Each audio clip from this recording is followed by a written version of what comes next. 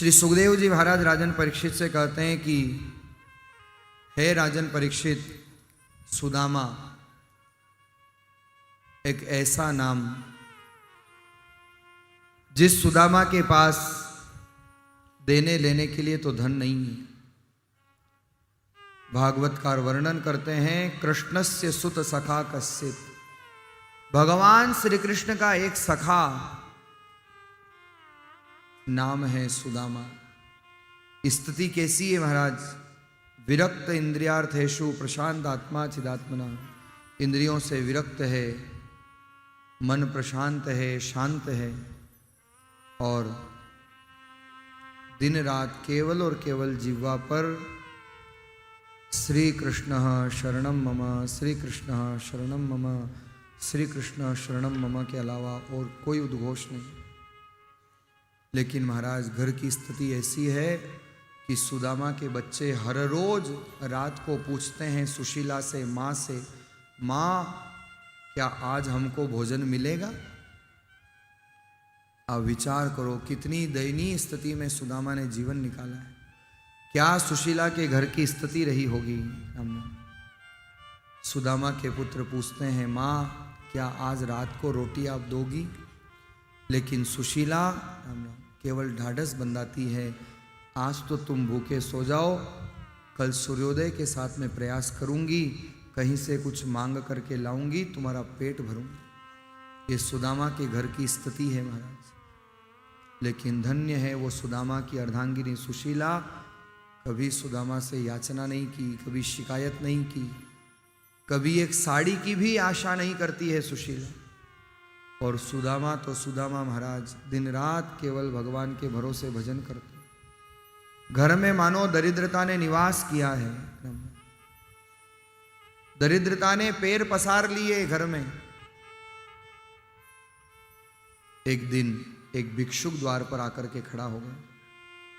सुदामा के पास लौकिक धन नहीं है, लेकिन महाराज नाम का धन है। और वास्तव में अगर धनवान कोई है तो कबीर जी कहते हैं, कबीर सब जग निर्धनिया, धनवंता नहीं कोय, धनवंता सोही जानिए, जाके राम नाम धन हो। संसार में धनवान कौन है महाराज? सारा संसार निर्धन है।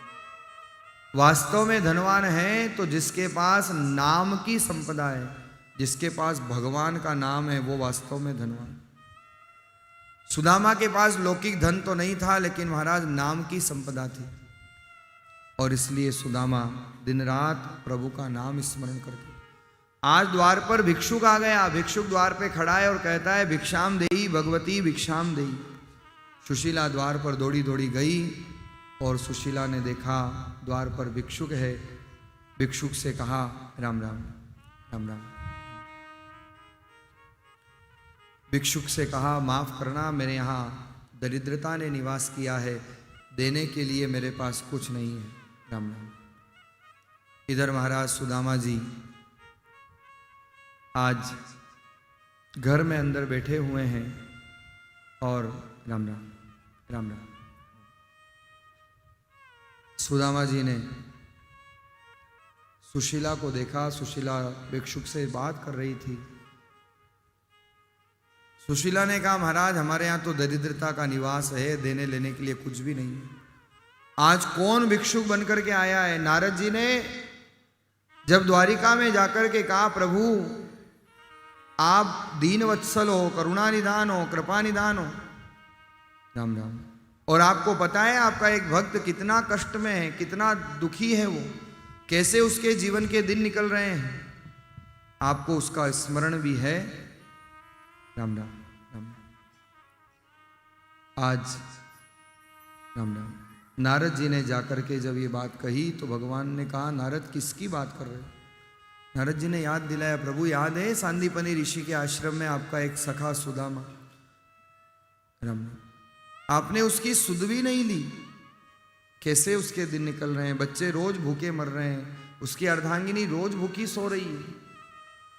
नारद जी ने याद दिलाया तो भगवान की आंखों में आंसू आ गए और भगवान से नहीं रहा गया। भिक्षुक बनकर के स्वयं भगवान चले गए। सुशीला द्वार पर खड़ी खड़ी भिक्षुक से कह रही है कि महाराज हमारे यहाँ तो कुछ भी नहीं है देने, और जानती है 2 दस्तक 1 मस्तक के अलावा मैं दे क्या सकती हूं, पर भिक्षुक खाली हाथ जाएगा तो घर का पुण्य ले जाएगा। सुशीला ने कहा देने के लिए है तो केवल दरिद्रता, और उसको लेकर के आप क्या करोगे, हम ही दुखी हो रहे हैं वही बहुत है।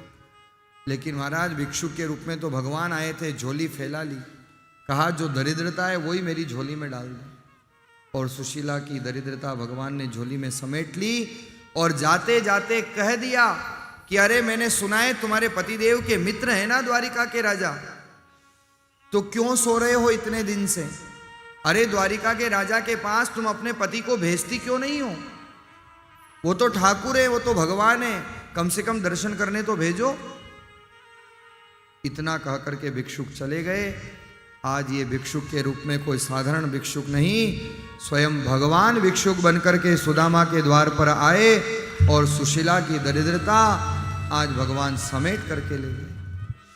आज सुशीला को याद आया, स्मरण आया कि द्वारिका के राजा तो सुदामा के मित्र हैं, और बरसों तक सुशीला ने कोई बात कभी चर्चा कोई सुदामा से नहीं की, कुछ नहीं मांगा। लेकिन आज जाकर के जो भिक्षुक कह करके गए थे, कहा कि अरे द्वारिका के राजा है ना आपके मित्र, तो जाकर के उनके दर्शन क्यों नहीं करते हो? आप क्यों द्वारिका नहीं जाते हो? आपको द्वारिका जाना चाहिए। सुदामा एकदम सकपका गए। सुशीला तू बोल रही है, आज तक तूने मेरे से कोई बात नहीं कही। तू क्या भिक्षुक ब्राह्मण सुदामा को क्या भिक्षुक सुदामा बनाना चाहती है? तू चाहती है कि मैं वहां जाकर के मांगूं? सुशीला ने कहा नहीं, मैंने ये नहीं कहा कि आप याचना करो, मैं केवल इतना भाव दे रही हूं कि आपके जब मित्र हैं तो मित्रता का धर्म है, कम से कम जाकर के द्वारिकाधीश के दर्शन तो करो। मैं तो दर्शन करने के लिए जाने का भाव दे रही हूं। सुदामा की आंखें भर आई। सुदामा ने कहा आज तक इसने मेरे से कोई याचना नहीं की, आज तक इसने कुछ मांगा नहीं, आज पहली बार तो कुछ कहा है। आज भी अगर इसका मन नहीं रखूंगा तो इसका मन टूट जाएगा। और सुशीला के आग्रह पर सुदामा द्वारिकापुरी जाने के लिए तैयार हो गए। जीर्ण शीर्ण तो काया है महाराज, बुढ़ापे का शरीर है, लकड़ी हाथ में ली और कहते हैं सुशीला चिंता मत कर। तो कहती है तो मैं जरूर जाऊंगा। सुशीला ने कहा ऐसे खाली हाथ मत जाओ, लेकिन जानती है घर पे तो कुछ है नहीं देने का, मैं क्या दूं अपने पति को जो भगवान के लिए ले जाए। किस दशा में जीवन जिया है महाराज सुशीला ने। दरिद्रता गरीबी बहुत दुख देती है जीवन में। आज सुशीला पड़ोस का दरवाजा खटखटाती है, कहती है बहन मेरे पति परदेश जा रहे हैं, तुम्हारे यहाँ कुछ हो तो दे दो। लेकिन पड़ोसन कहती है माफ़ करना बहन, मैंने तो अभी अभी पोहे थे वो बना करके बच्चों को खिला दिए, तुम्हें देने के लिए मेरे पास कुछ भी नहीं। क्या सुशीला की स्थिति है। आज फिर दूसरा दरवाजा खटखटाती है और दूसरे दरवाजे पर जब दस्तक दी तो महाराज दरवाजा खुला। सुशीला ने कहा मेरे पति परदेश जा रहे हैं, कुछ हो तो दे दो बहन। उसने घर में तंदुल रखे थे, चावल के कुछ टुकड़े रखे थे महाराज, वो टुकड़े सुशीला के हाथ में थमा दिए। सुशीला ने अपनी फटी साड़ी के फटे पल्लू को फाड़कर आज चावल की पोटली बांध दी। जानती थी भगवान इस वस्त्र को देख करके समझ जाएंगे कि हम कैसा जीवन जी रहे हैं, और उस साड़ी के फटे पल्लू में चावल की पोटली बांधकर सुदामा को थमा दी। और तो हमारे पास कुछ देने के लिए है नहीं, बस ये प्रभु को हाजिर कर देना, द्वारिकाधीश के चरणों में रख देना। भाव बहुत था सुशीला का। सुदामा जी घर से बाहर जाने लगे तो जल का कलश लेकर के सामने से शुभ शकुन करती है और प्रार्थना करती है संभल करके जाना, संभल करके आना और जल्दी लौट करके आना। सुदामा जी धीरे धीरे धीरे धीरे आज द्वारिकापुरी की तरफ अग्रसर होते हैं। और महाराज जिस दिन से सुदामा निकले हैं न तो सुशीला ने अन्न का कण ग्रहण किया, न जल की बूंद ग्रहण की। निराहार रह करके सुशीला भी दिन रात श्री कृष्ण शरणम मम, श्री कृष्ण शरणम मम का जाप कर रही है। कैसा जीवन रहा है सुदामा और सुशीला का। सुदामा जी धीरे धीरे धीरे धीरे लकड़ी का सहारा लेते हुए आज सुदामापुरी से द्वारिकापुरी की तरफ अग्रसर हो रहे हैं। शरीर की शक्ति नहीं है इतनी चलने की, लेकिन धीरे धीरे जैसे जैसे बड़े, संध्या काल हुआ और शाम को विचार किया विश्राम कर लेना चाहिए। केवल गांव के बाहर पहुंचे और महाराज रात पड़ गई, रात्रि में विश्राम किया। लेकिन अपने भगत की चिंता तो महाराज भगवान को होती। भगवान जानते थे मेरा भक्त मेरे लिए आ रहा है। भगवान ने अपने पार्षदों को आदेश दिया, जाओ सुदामा को द्वारिकापुरी पहुंचाने की व्यवस्था करो। आज सुदामा रात्रि में शयन कर रहे हैं और रात्रि में भगवान के पार्षद आए। भगवान के पार्षदों ने रातों रात शयन करते हुए सुदामा को विमान में बिठाया और सुदामापुरी से सीधे द्वारिकापुरी के पहले जो खाड़ी है वहां ले जाकर के छोड़ दिया। सुदामा को पता ही नहीं चला, रात्रि में विश्राम करते रहे। लेकिन महाराज सुबह जब उठे तो पता चला दृश्य कुछ और दिखाई दे रहा था। पर सुदामा ने सोचा बुढ़ापा है, याद कुछ रहता नहीं, क्या पता मैंने यहीं विश्राम किया। सुदामा के जीवन में दुख ही दुख है, लेकिन महाराज वो दुख इसलिए अच्छा है कि कम से कम वो दुख भगवान की याद दिलाता है। वाह सुख पर पत्थर पड़ो जो हरि हृदय से जाए, बलिहारी व दुख की जो पल पल नाम निभाए। गांठे में बांधे रही मांगन में सकुचाए, पीछे पीछे हरि फिरे कहीं भगत भूखो ना रह जाए। ऐसा जीवन सुदामा ने जिया है। आज खाड़ी के पास पहुंचे और पूछा भैया द्वारिकापुरी कहाँ है। एक व्यक्ति ने कहा बस ये खाड़ी पार करो और द्वारिका आ जाएगी, कोई दूर थोड़ी है, बहुत पास में। सुदामा को लगा वाह द्वारिका इतनी पास में, मुझे पता होता तो मैं तो खूब बार आ जाता। पर ये तो महाराज भगवान की कृपा थी। इतने में देखा खाड़ी पार कैसे करे। तो महाराज एक नाविक ने आवाज लगाई, रुको रुको बाबा मैं आ रहा हूँ। वो नाविक नाव लेकर के आया, किनारे पर नाव लगाई, सुदामा को बैठाया और खाड़ी के बीचों बीच मझधार में पहुंचा और पूछता है महाराज पार तो मैं लगा रहा हूं, लेकिन उतराई क्या दोगे। सुदामा ने तो जैसे ही सुना उतराई का नाम, पसीने आ गए, हाथ पांव ढीले पड़ गए। इसको उतराई क्या दूंगा, मेरे पास तो कुछ है ही नहीं देने के लिए। सुदामा कहते हैं महाराज माफ करना, लेने देने के लिए कुछ भी नहीं। नाविक कहता है ये क्या बात हुई, आप जैसे अगर सब लोग आ गए और घोड़ा अगर घास से दोस्ती करेगा तो खाएगा क्या। महाराज कुछ तो आपको देना ही पड़ेगा, और नहीं दोगे तो मैं नाव बीच मझधार में डुबो दूंगा आपको। मैं तो डूबूंगा नहीं, डूबूंगा आपको डुबो दूंगा। अब तो सुदामा और घबराए कि ये काम में आकर के फंस गया। लेकिन महाराज राम राम, सुदामा के पास क्या है जो नरसी के पास है, जो मीरा के पास है, जो रैदास के पास है, जो कर्मा के पास है, जो नामदेव के पास है, जो उन महापुरुषों के पास है, वही सुदामा के पास है। नरसी जी से जब कोई पूछता था महाराज क्या दोगे, तो नरसी जी एक ही बात कहते, वही बात सुदामा जी के भाव हैं, वही वस्तु सुदामा जी के पास है। लेवाने देवाने भाया राम जी को नाम है।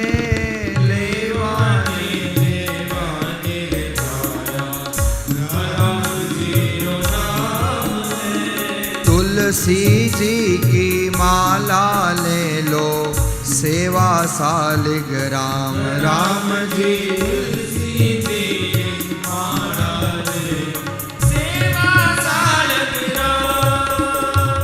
मिश्री मेवा लाडू पेड़ा राम जी को नाम। राम जी मिश्री मेवा लाडू पेड़ा राम जी को नाम। तुलसी दल ले जा थारे चावे रोकड़ दाम। राम जी तुलसी दल ले जा थारे चावे रोकड़ दाम। लेने देने को केवल राम जी का नाम है। केवट ने कहा महाराज ऐसे तो नहीं चलेगा। कौन है ये केवट महाराज? कौन है सुदामा? राम राम। ये केवट स्वयं भगवान है। जैसे सुशीला से दरिद्रता लेकर के गए, आज नाविक बन करके स्वयं भगवान आए हैं। और ये सुदामा कौन है? ये पूर्व जन्म के केवट। जब चरण धुलवाए थे राघवेंद्र सरकार ने केवट से, तो भगवान ने कहा था जो चाहिए मांग लो। केवट क्या मांगता है? केवट ने एक ही बात कही थी, नाथ आज मैं कहा न पावा।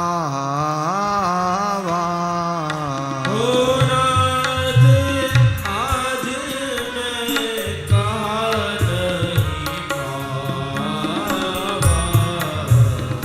मिटे दोष दुख दारिद्र दावा।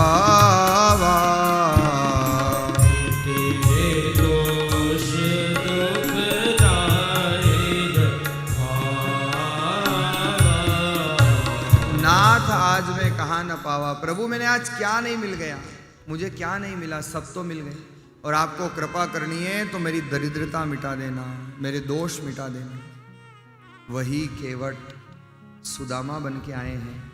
आज राम केवट बनकर के आए, क्योंकि राम जी ने जब केवट को पार लगाया था ना महाराज, तो केवट ने कहा था, राम जी ने भी कहा था केवट उतरा ही ले लो। केवट ने कहा नहीं प्रभु कैसी बात करते हो, मैं आपसे उतरा ही लूंगा। सीता जी ने तो अपनी मुद्रिका खोल करके राम जी के हाथ में थमा दी थी कि ये मुद्रिका दे दो इस केवट को। लेकिन केवट ने कहा प्रभु इतना इतना अनाथ बना रहे हो, इतना पराया मुझे कर रहे हो। और महाराज उस समय केवट कहता है कि प्रभु वैसे भी एक नियम है, धोबी से न धोबी लेत, नाई से न नाई लेत। प्रभु धोबी से पैसे नहीं लेता है, नाई से पैसे नहीं लेता है। आप भी केवट और मैं भी केवट। इतने में लक्ष्मण जी पास खड़े थे, उनको आया क्रोध, ए क्या बोल रहा है तू? केवट सो केवट ठीक है, मेरे राम जी को क्यों केवट बना रहा है? ये कहां से केवट हो गए? कुछ भी बोले जा रहा है। अब वो क्रोधा अवतार महाराज, शेषा अवतार लक्ष्मण जी। केवट ने कहा लक्ष्मण जी सुनो तो सही, बात तो पूरी करने दो।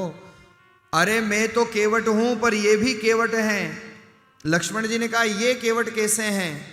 केवट कहता है मेरा काम है गंगा के इस किनारे पर बिठाकर उस किनारे तक पहुंचाना, गंगा पार करवाना। और आपके ये राम जी भी केवट है, ये भव सागर के केवट हैं, जो जीव को भव सागर पार करा देते हैं, जो जीव को इस पार से उस पार ले जाते हैं। इसलिए प्रभु बस आप तो इतनी कृपा करना, आज आप इस तुच्छ केवट के द्वार पर आए हो तो मैं आपसे उतरा ही नहीं ले रहा, मैं आपको नाव में बिठा करके पार लगा रहा हूं। लेकिन जिस दिन ये केवट आपकी नाव में आए तो आप भी केवट बन करके पार लगा देना, आप भी नौका में बिठा करके पार लगा देना। वही केवट सुदामा बन करके आए महाराज।